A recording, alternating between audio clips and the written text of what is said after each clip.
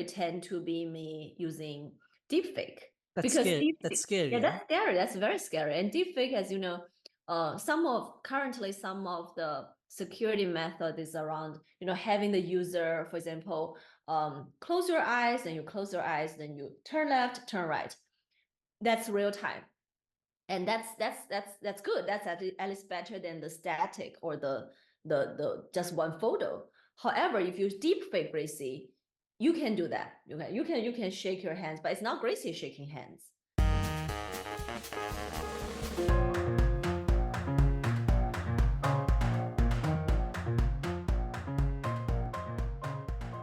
What do you mean by a deep fake related crime in the cryptocurrency market? What does that actually even mean? Okay. Well, I think if you see some accidents or sort of issues happened with some of our competitor exchanges, there has been lots of issue around deepfake, especially in, I think, OKX CN region. That was the main issue where it happened a few weeks ago, probably 2 months ago. And that's mainly around how users may create a deepfake video to open an account or to hack a current account that users already have, then do some fraudulent activities, which we think is very dangerous because exchanges have, a custody or at least hold many crypto users token on our platform. So when deepfake happens like that, first of all, it's a little bit hard to detect. Like even if it can trick the for example, Apple's own the Apple ID, the facial ID thing. Then yeah, we want to make sure it doesn't happen on BitGet. So one thing we did is we work with third-party providers such as, I think, scam. Like there are a few providers, basically third party. I think Rachel is my PR. Yeah, so it's okay. I think I have the name of it. I wrote it somewhere. Some sub. Yes, correct. Some Some sub. sub. Yeah, exactly. Yeah, a third party providers like that in order to detect whether this is AI generated video or photo or it's a real one. And another thing we do is we have our users have multiple layers of security check. Like they need to input their password. They need to have a Google Authenticator installed, and then they can do, for example, facial expression, sort of double check, actually triple check, or even sometimes when the token is too is a big amount, we can do like four levels of check. So basically, a deep fake that you're talking about here is somebody goes in on someone's username. He knows the password somehow, or she knows the password somehow, and then they get in through facial recognition, which is basically just an algorithm. You can go take the photo of the victim, and it will make you a video of that person. You're saying? Yeah, but that's one thing. That's the hacking current account issue we were talking about. Another one is creating new account.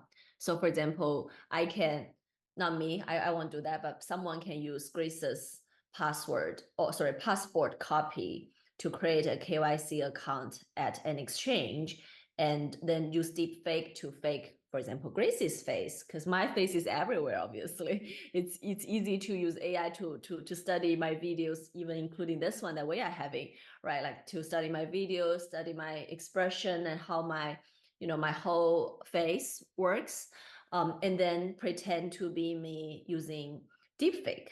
That's Because scary. That's scary. yeah, Huh? that's scary. That's very scary. And deepfake, as you know, currently some of the security method is around, having the user, for example, close your eyes, and you close your eyes, then you turn left, turn right.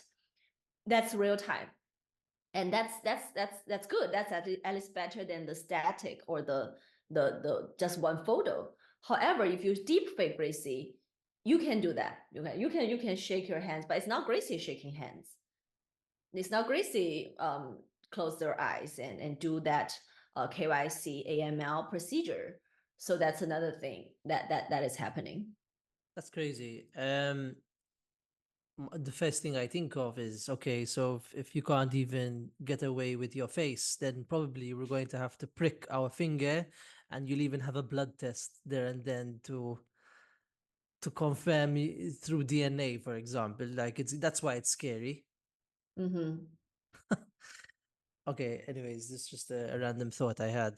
Um, okay, so how might this deep fake crime affect Bitcoin? Is there any way it can affect it? Or it can affect only the victims of those who hold it? I think it's more on the victims, of course. But in general, if there are so many different users account affected like this, because AI is a trend. AI is this powerful tool that is making our life easier and harder in terms of this. So by affecting individual accounts, and when it goes like a trend, like a big effect, then it's kind of impact the Bitcoin or the whole crypto industry, right? So I think it's just and it's gonna be a trend, and there needs to be factors or security measures to kind of control this trend. So you are seeing deep fakes on the rise, basically. Mm-hmm. Yes. But and what about your old time scams? Like so um the crypto market used to be very much like or is very much like the Wild West, that's how they like to refer to it. But over time, is that not decreasing with, for example, FTX, Celsius, and all these things happening? Shouldn't we be a more mature industry right now? You mean mature industry in terms of avoiding Scams and scams like hacks, FTX? scams and Actually, hacks, sorry, scam and what? scams and hacks. Because I think deepfake is different to a scam and a hack. Uh-huh. True. Uh, Different, but also similar in terms Similar. of, yeah, fraudulent or fraud in general. So your question is, how can we avoid deepfake or how can we avoid scam? Both. Because Uh-huh. like we should already be, like we should already, we're 15 years in, so we should already feel a little bit safer that we've solved past scams and hacks. But now with the introduction of AI and all this new technology, we obviously have a deep fake related crime problem, which we didn't have prior. So like what's the future of this now? It's difficult to understand, to be honest. Mm-hmm. What's the future of decreasing all these activities? I think those are Yes, different methods because that's a different problems. You can't use one solution to solve all the problems, right? So if for deepfake, like I said, work with there are third party providers like that one we were talking about. some sub, Wow, some sub sub, some sub. some sub. Too many names there. But that's indeed the best one. I think I checked on their website. It's also working not just with crypto exchanges, but with lots of Web2 startups, with lots of like even Google or Amazon, etc., that are using their technology.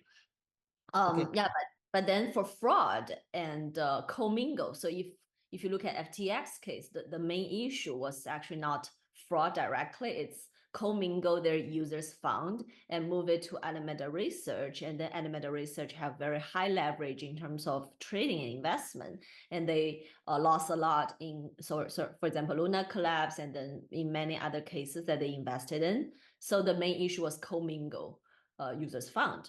Users fund is users fund. So you should stay solvent even if your user withdraw all your money, which should be the case with BitGet. So we have our proof reserve published on a monthly basis. And by the way, that's a report published on the monthly basis, but we actually have our proof of reserve, Merkle Tree proof of reserve online so that users can verify whenever you want to. Like I, as a BitGet user, I can go to this website, type my UID, and then see my fund is still there. So those are the issue that we want to, another issue that we are solving, like commingle. Then for hacking, for example, you mentioned hacking. The hacking BitGet has a very good methodology, what we call is protection fund. So we have this protection fund before FTX collapse, and it was 200 mil in valuation, like an insurance fund.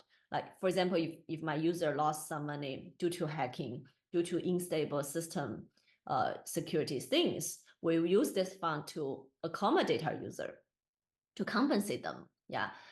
It was 200 mil, but right now it's actually worth 400 mil, more than 400 mil, because it has BTC in it. And when Bitcoin price goes up, the fund valuation kind of goes up too. And how do I ensure that the users, like, it's really there, it's a real money there, rather than, Gracie declaim that this is some money. So we put all those Bitcoin, Ethereum, and USDT, USDC into open wallet addresses where users can check. But they can go and check at any time. Yeah, anytime. That's good. So we've been very transparent in all these issues, even if it's not a big issue. For example, a few months ago when Slurf, do you know this token, Slurf? It's a meme coin. No. So basically, anyway, so this token, that their community did a quick round of raising Solana to issue, so fair launch Slurf by using Solana. However, the founders burned their Solana, so it went a blast. Like a lot of users lost their money due to some false activity. However, there were many exchanges stepping out saying we will donate our trading fee to Slurf community to compensate their user. We are the only, I think, from what I know, is the only, probably not the only, but we are the first exchange who really made all the donation very transparent. If you check on my Twitter account, I'm still publishing all those donation information, like what is the amount, what is the address that we send all those tokens to, and then Slurf community double checked and reconfirmed that they have received the fund. That's how we do things. We want to be very transparent with big issues such as this protection fund, reserve, and even with smaller issues such as this, it's just a project donation, but we want to be transparent. Yeah, so it sounds like you guys BitGet at the mature party in the industry, because you do all this kind of stuff, which is good because you can compare it to other FTX and all this kind of stuff. So you could say, okay, BitGet are doing the correct ways. And now with this new deep fake AI video that takes left and right, it's like it's new for everyone. So maybe here we can adopt a prevention mentality. So what should users do to protect themselves against deepfake crimes? Yeah. So from a user's point of view, we think, first of all, users should know, like, sometimes choose the very big exchanges rather than sharing your data on smaller exchanges, because they have much worse protection methods. And then users should kind of decentralize if possible, or depends on how they view it. So some people like to decentralize. For example, I have some token in my hardware wallet, some in exchange so that I can do trading on a daily basis, some in like decentralized wallet such as MetaMask. They can decentralize like this. And some are like, no, I want to put all my egg in one basket, but protect that basket very well, which I think is also okay, is if you know what you are doing. So we would suggest users to choose credible, big exchanges, big players, big wallets, etc. And also, don't try not to share your data everywhere. Try to be very conservative when it goes to sharing your photo, sharing your passport, ID, etc. So it's basically just be more aware of who you're working with, Yeah, and be protective. which is difficult. It sounds a bit difficult. Sounds a bit difficult. I think that's not actually not that difficult. I mean, it's not that difficult if you're not new to the space, but if you're new to the space, who is the biggest exchange? Like, okay, some guy told me to use Kraken, some person told me to use Bitstamp. I still don't know who they are. You know what I mean? It's new for someone to understand which one is the big one to go to. Mm-hmm. That's what I meant by that. Yeah, okay. I would say, refer to some third-party aggregator, data aggregator, for example, Kraken, sorry, CoinGecko and CoinMarketCap. Those Yes. are, some third-party data aggregators, and they have all the exchange listed. And if you look at the exchanges list, for example, let me just quickly show you That's this. that's a good one actually, because you go to CoinMarketCap and you can just start educating yourself before you get into the market. Yeah, that's true. So if you look at this one, there are many exchanges, including ours. We publish our proof reserve, like the reserve data. That's crazy that BitGet is ninth in the world. Yeah, and on derivative market, we are actually much bigger. Number three around the Wow. world. How Yeah, old is but BitGet? So 6 years. We are crazy. not new, actually. We might be. Oh, I saw our banner here too. Yeah. But anyway, if you look at some smaller exchanges, if you scroll down this, like there are many exchanges who doesn't even publish their proof reserve, and you can compare, the trading volume or the monthly visits, and the 24-hour volume, right? So And you so want what? to, Yeah. right, make sure you are only using, top ones. No, exactly. No, no, what you're saying makes complete sense. It was actually what I had done as well in the beginning. But like, what are you seeing? So just moving away from deepfakes, what are you seeing on exchanges at the moment? Like, are you getting new people coming in more and more and more compared to the past? Because I mean, we should be in a bull market the next full on year, you know? So maybe there's some insights you can share on that. Mm-hmm. Honestly, I think right now with Bitcoin trading around 60,000, and also when the US is not very clear about, for example, the interest rate cut, the presidential elections, um, right now we actually don't see lots of inflows from the users. We hope to see more in the upcoming few months when, for example, US started to do interest rate cut, and more innovative projects are like happening in the crypto space. More applications, not just the infrastructure, not just issuing another new layer one and layer two, but like real world applications for users. I think that's when we and also of course like crypto adoption in general. So right now, again, Bitcoin trading around this price, we don't see a lot of new users flowing into exchanges. And actually within all the exchanges, BitGet is growing pretty well. If you look at just sharing with you another data that I saw the other day, also I sent it on Twitter. So it was like the Q2 capital inflow that what's the platform? So this one, yeah. So CryptoRank, they did a calculation on the capital inflow data, and Binance, Bitfinex, and BitGet are the top three exchanges for capital inflow. Wow. So my point is, with all the exchanges, we are actually doing pretty well.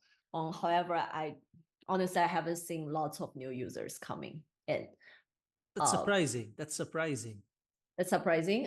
Yeah, and You would think, no, that people are starting to be like, you know what, I can't miss out on this thing. Donald Trump is talking about it.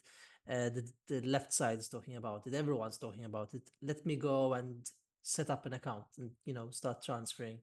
You would think that's happening at the moment. Yeah. I agree. I agree it's surprising, but I also think it's just like starting right now.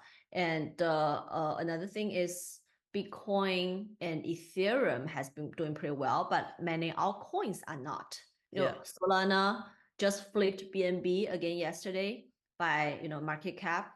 They are very close, and they've been very close for a while, for like a year. But many altcoins are now performing better than the market. Do you have preferred altcoins? I would say BGB.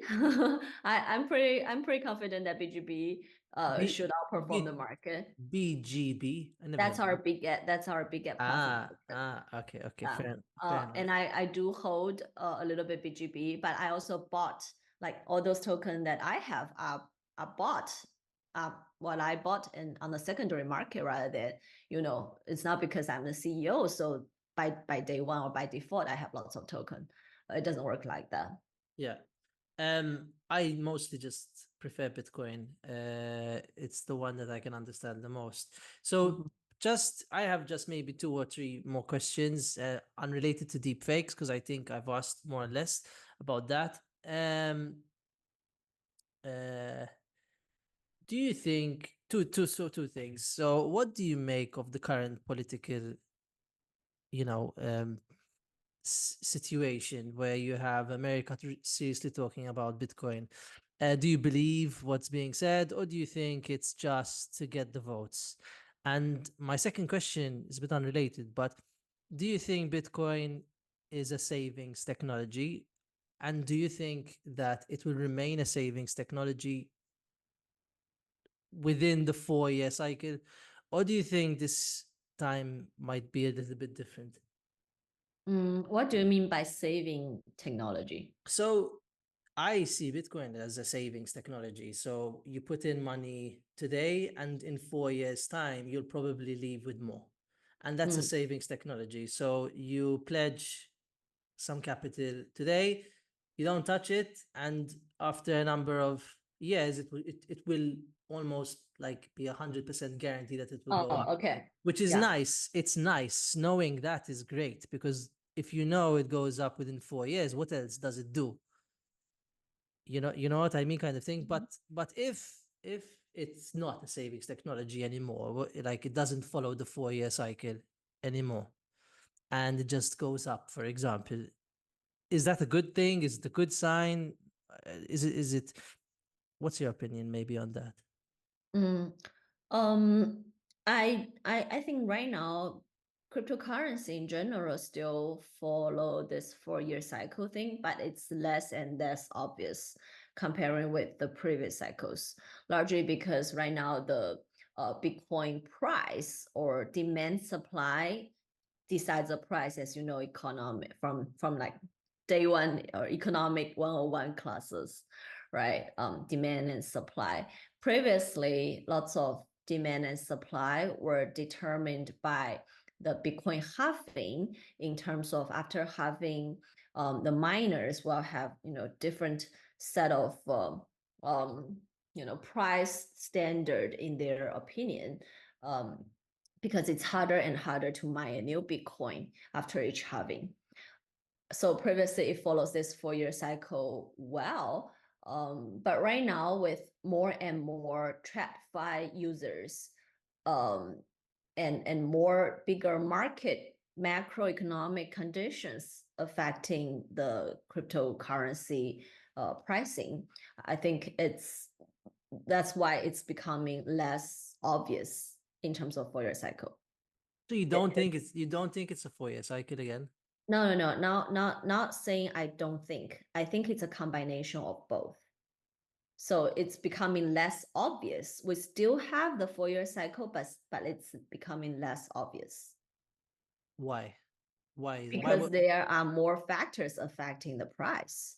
Those factors including macroeconomics, including U.S. presidential election, including the TradFi, for example, the ETFs approval, and then the ETF, Bitcoin ETF and Ethereum ETF in the US in terms of that inflow and outflow. Yeah, so that's why I think the 4-year cycle is becoming less obvious. But right now it's still kind of follow. Okay, so you don't think that okay, so when you say it's becoming less obvious, I understand this like, okay, then Gracie thinks that in Q4 of 2025, price can either still go up or remain where it is. We don't necessarily Are have we to have a talking about crash. 25 or 24? 25. End of 25 last year, next year? I doubt. So I think 24, I'm still quite confident that that price will go up from here, from 60,000 Yes. that Bitcoin holds today. But next year, it's really hard to say. Because end of next year, presidential election is done. The U.S. interest rate cut is largely probably done already, or at least started and priced in. So I'm not sure Bitcoin can go up to 150K in this cycle. I'm rather conservative in terms of that. Interesting. But this year, I mean, 60,000, yeah, until 90,000, 100K, I think it's still doable. But if you This, say it I can go think, up yeah. to 150K in terms of Bitcoin price, I'm not very sure. So you don't think next year there's a chance it goes to 150? I think there is a small chance, but Small. small. So everyone's banking on it, which is funny. But again, that no financial advice. And I No, also no, no, no. Just crystal ball. because in the beginning you said like It's just my opinion. you can ask whatever. I'm asking whatever, you know. Um, Actually, I think it will go to about 200 or 300 based on the. I think 200 is the number, um, because of the power law. I don't know if you've heard about it, but I think it's a law that is conservative, that is pretty accurate, I think, for now. But okay, so I think if it's too optimistic. you think it's too optimistic, so it's not so Bitcoin is never gonna get to 1 million at this rate. No, not never, not never. I think it can go to 1 mil in a couple of years, but not this cycle. No, I agree, not this cycle. I mean, this cycle, I'm looking at 150K maximum. I mean, yes, that would be good. That would be good. 150K would be good, I think. It would, Maximum. and I think actually what you're saying makes sense because I have this feeling everyone is expecting another massive bull run because of all these institutions and all this kind of stuff, but maybe it will take some time. Yeah. I think right now the institutional adoption and the money inflow is only flowing into Bitcoin and Ethereum, not a lot to other altcoins if you look at it. No, And that's exactly. why altcoin wasn't performing very well in this cycle. Yeah, and why Bitcoin dominance is performing well. Yeah. And that should trend to 60. And then if it can hold 60, imagine it goes to 70. You mean Bitcoin price? Dominance. 70 what? 70% Percent. of the market? Oh, I think that's a bit too much. That's a bit too much. Yeah, I think that's a bit too much. Yeah, maybe. All right. I've more or less, I think, asked the questions that I wanted to ask, and I had fun speaking a little bit about price and all this kind of stuff. Just the last one. What did you think of Trump speaking about Bitcoin? I'm not a very political person. But I think what I actually sent this on my tweet. I can share with you. So by the way, there are two links. The first one is the protection fund. The second one is my opinion on Donald Trump's speech in Okay. Nashville. I think he's just saying nothing. Yeah, I sort of got that as well from him that Yeah. he's saying more or less nothing. Um, Well, there are some I points like I he thought doesn't like RFK Gary was better. Gensler, and And he said if he's the president, the U.S. government will not sell any of the Bitcoins that they hold. I think that's the main need. And then he said, Bitcoin has surpassed silver in terms of market cap, and Yes. probably in the future surpass gold as well. But to me, these points are quite not get to the point. Let's put it that way. Like not much of substance. Yeah, I think versus what RFK said, it was a considerable difference, Mm-hmm. Yeah. Thank you very much. Okay.